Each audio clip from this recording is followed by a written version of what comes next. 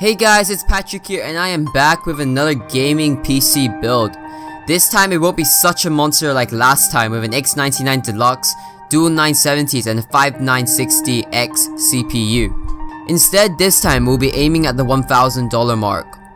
This computer is mainly going to be used for gaming, but it can also handle some editing work. So for the parts, we got a hot red ASRock Z97 killer motherboard, a quad-core Intel i5-4690K, and cooling the CPU we got a Cooler Master Hyper 212X. For storage we have a 120GB Samsung SSD and a Western Digital Blue 1TB hard drive. We also got some Corsair Dominator 4x2GB RAM, a Gigabyte G1 Gaming GTX 970 graphics card, and an Antec 620 semi-modular power supply. Last but not least, we have a Corsair Spec 1 chassis. All these parts together will form an amazing gaming PC for just over $1,000. And I hope you guys enjoy our montage of us installing all these parts.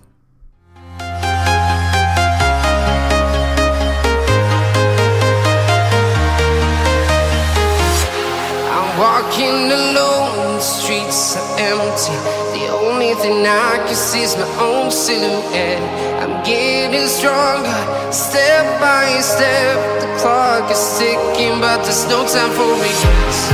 I've been flying from town to town, from London to Taiwan. I've been all around the globe, trying to protect your soul. We are heroes tonight. We will fly above the sky. We are heroes tonight. Yeah. We are heroes tonight. We will fly above the sky. We are heroes tonight.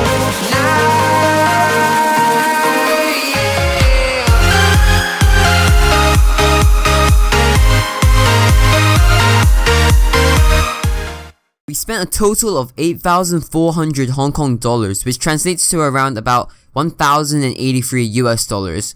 You can spend a bit more on this build by adding a CD drive, LED strip, and even more fans. This case choice surprisingly saved us a lot of headaches. The CPU cooler just managed to clear the case thanks to the side panel moving out. And also the graphics card is extremely long due to it being the Gigabyte G1 Gaming Edition, but luckily the center of the case has a clearance for bigger cards. If you wanted to go SLI, you can remove the lower drive cage, which will allow more space for a graphics card. So this case was actually perfect for our build and I'll definitely recommend it, even though it doesn't have any rubber grommets. So I hope you guys enjoy this build.